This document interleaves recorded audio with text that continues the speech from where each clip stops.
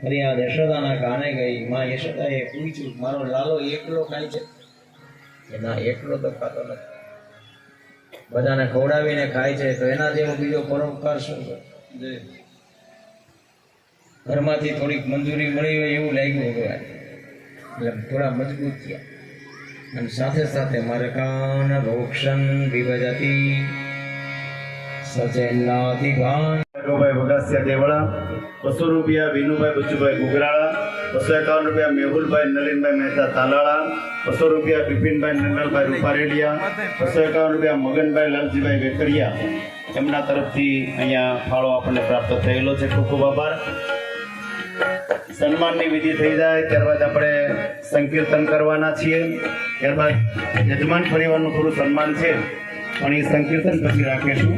સાવરકુંડલાથી મહેમાન આવ્યા છે, કણસરીવાલા મહેમાન, પછી અમરેલી